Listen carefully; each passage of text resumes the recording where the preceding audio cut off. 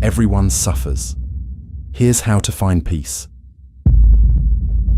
That voice in your head right now, the one that never shuts up, constantly judging, worrying, and replaying your worst moments on an endless loop. You're not the only one it's tormenting. In fact, right this second, billions of people across the planet are trapped in the same mental prison you are, fighting thoughts that feel impossible to escape. That CEO in the corner office, secretly battling crippling anxiety. That influencer with the perfect life, crying herself to sleep at night. That friend who seems to have it all together. His mind is a war zone of self-doubt and criticism. What if I told you that 2,500 years ago, a man sitting under a tree discovered the ultimate hack to break free from this universal suffering? Not through positive thinking, not through medication, not through avoiding pain, but through a radical understanding of how your mind actually works. The Buddha uncovered something so powerful, so transformative, that it's survived millennia and might just be the exact solution you've been desperately searching for. And here's the mind-blowing part. The answer isn't about fixing your thoughts. It's about completely changing your relationship to them. Still think your suffering is unique? Still believe you're somehow broken beyond repair? Still convinced that peace of mind is for everyone else but you? By the end of this video, you'll discover why these beliefs are the very chains keeping you trapped, and exactly how to break them once and for all. This isn't some spiritual theory. It's practical, it's powerful, and it works whether you're religious or not. So ask yourself, what if everything you believe about your thoughts is wrong? What if freedom has been within your reach all along? Buckle up, because what you're about to learn might just save your life. Buddhist understanding of suffering. Here's a truth bomb that will shatter everything you believe about your pain. The Buddha discovered that you're suffering not because life is hard, but because you're fighting reality itself. In life, we cannot avoid pain, but we can avoid suffering, he declared after 6 years of intense self-examination. What he uncovered was mind-blowing. Your suffering isn't a punishment or a personal failure. It's the inevitable result of demanding that reality be different than it is. Look around you. That CEO worth millions, lying awake at 3 a.m. terrified of losing it all. That influencer with 2 million followers, secretly contemplating suicide behind those perfect posts. That spiritual guru promising enlightenment, battling their own demons when the cameras stop rolling. The Buddha's first earth-shattering truth was simple. There is suffering, dukkha. Not just for you, for everyone who has ever drawn breath. This isn't some depressing philosophy. It's the most liberating realization you'll ever have. Why? Because the moment you truly accept that suffering is universal, something miraculous happens. You stop feeling defective. You stop believing you're the only one broken. The shame that's been suffocating you begins to dissolve. But here's where it gets revolutionary. Acknowledging suffering isn't the end of the story, it's the beginning of freedom. As Buddhist master Thich Nhat Hanh put it, no mud, no lotus. Your darkest moments aren't meaningless torture. They're the exact soil from which your liberation will grow. The question isn't whether you'll suffer, it's whether you'll use it to awaken. The nature of thoughts and mind. Your mind is a liar. A brilliant, convincing, relentless liar, and you've been falling for its deception your entire life. That voice telling you, I'm not enough, or I'm broken, isn't speaking truth. It's running an ancient survival program that's now destroying your happiness. In Zen Buddhism, they call this the monkey mind, a wild, untamed beast swinging frantically from thought to thought, creating chaos where peace should be. Here's the shocking truth. 60,000 thoughts race through your mind daily, and neuroscience confirms that 80% of them are negative. Even worse, 95% are repetitive thoughts from yesterday, last week, last year. You're not thinking new thoughts, you're trapped in the same mental loops that have been torturing you for decades. But here's where everything changes. These thoughts aren't you, When anxiety floods your body, you've been programmed to say, "I am anxious." The Buddha discovered something revolutionary. There is no I that is anxious. There are anxious thoughts arising, existing temporarily, and passing away. They're visitors, not your identity.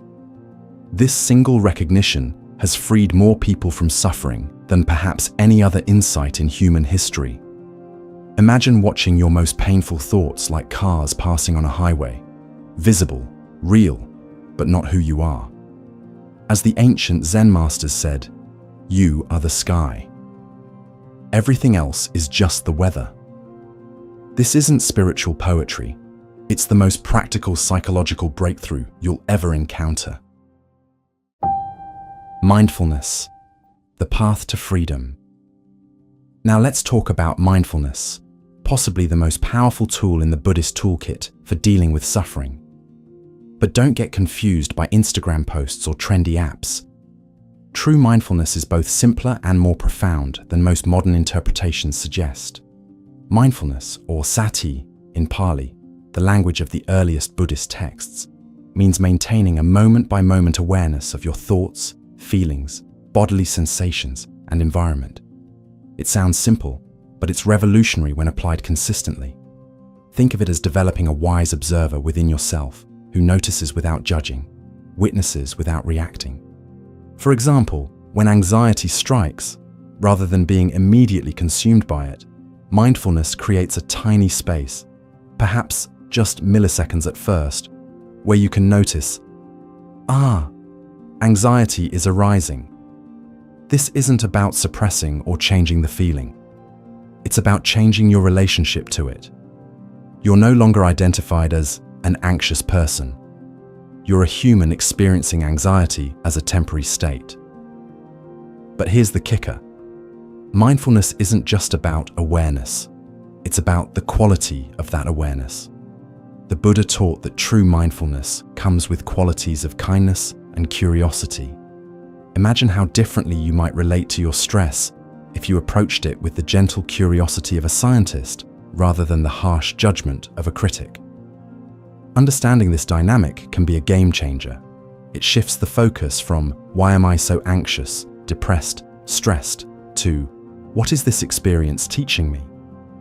It's a reminder that these mental states, while powerful, are not permanent features of your identity.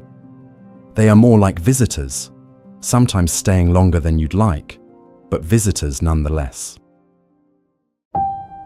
Not self, the revolutionary insight. What if everything you believe about who you are is an illusion? The Buddha's most mind-blowing discovery wasn't about meditation or karma, it was about identity itself. He called it anatta, not self, and it's the psychological equivalent of splitting the atom. Explosive, world-changing, and capable of obliterating your suffering in an instant. Here's the bombshell. There is no fixed you being depressed. There is no permanent you feeling anxious. The self you've defended, protected, and tortured yourself over for decades. It's a mental projection, a story your brain manufactured and then forgot it was the author of. Think that sounds insane?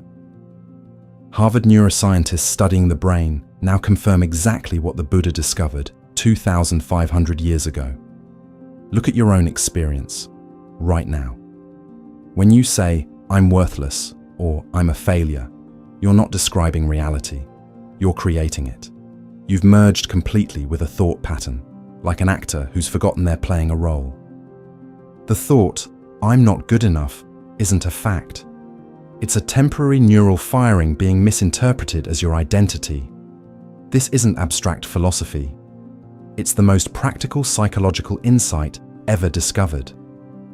When you shift from "I am depressed" to "I notice depressive thoughts arising," everything changes. The thoughts don't vanish, but their power over you collapses. As the Buddha declared, you are not your thoughts, nor are you the product of others' thoughts. This single realization has freed countless people from years of psychological torment, and it can free you too. Interconnection. You are not alone. Have you ever noticed how isolating suffering can feel? When you're in the depths of anxiety or depression, there's often a pervasive sense that you're completely alone in your experience, that no one could possibly understand what you're going through. This isolation isn't just painful, it's an illusion that Buddhism directly challenges. Buddhist philosophy introduces the concept of dependent origination, the understanding that nothing and no one exists independently. We are all interconnected in a vast web of relationships, causes, and conditions.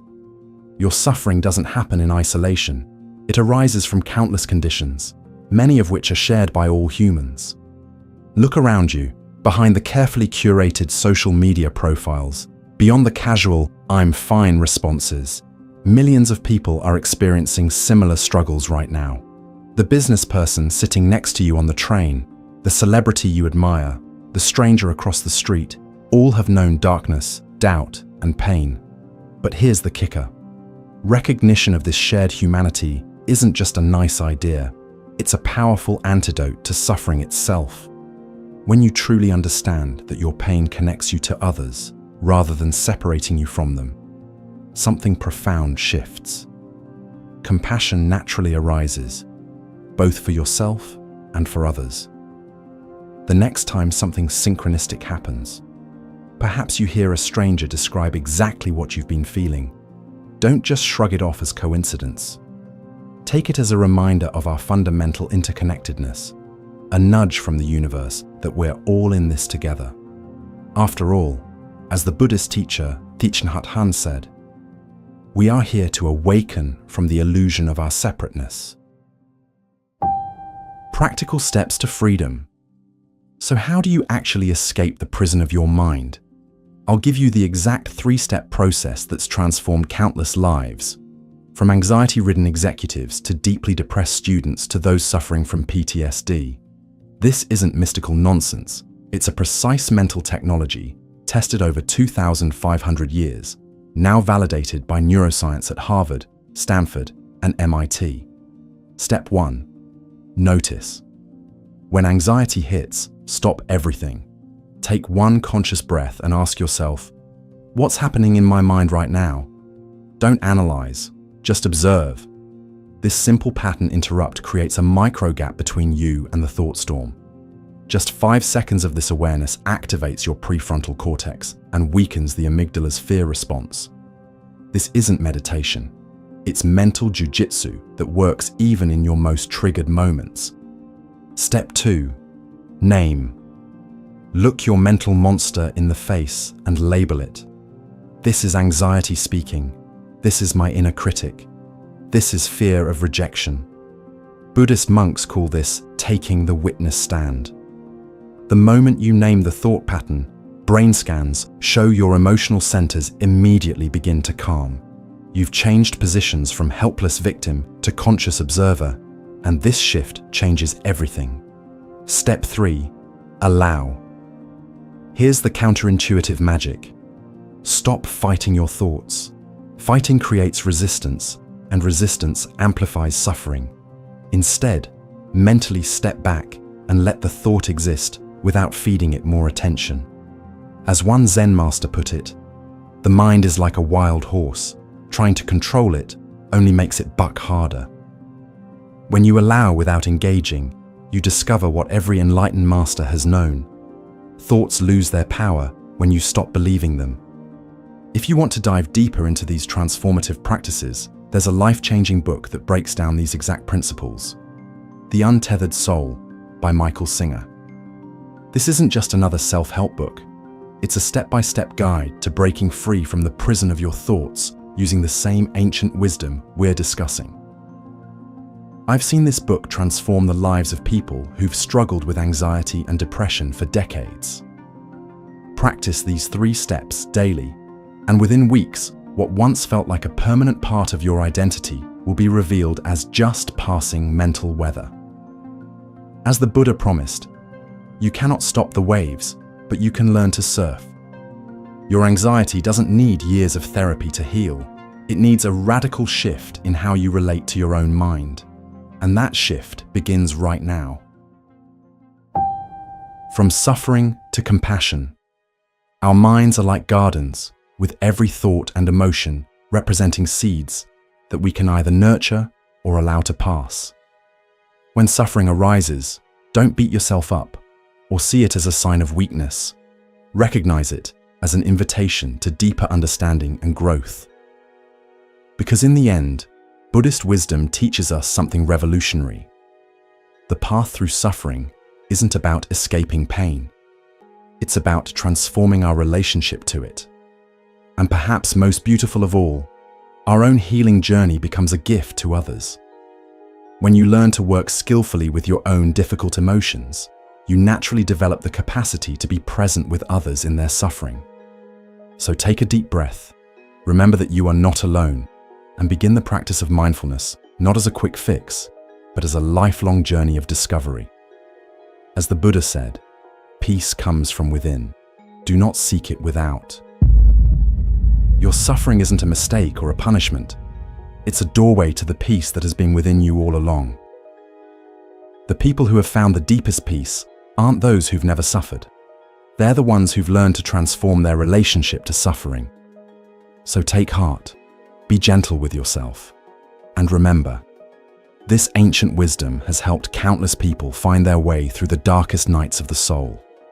You are not your thoughts, you are not alone, and the path to peace begins with a single moment of mindful awareness.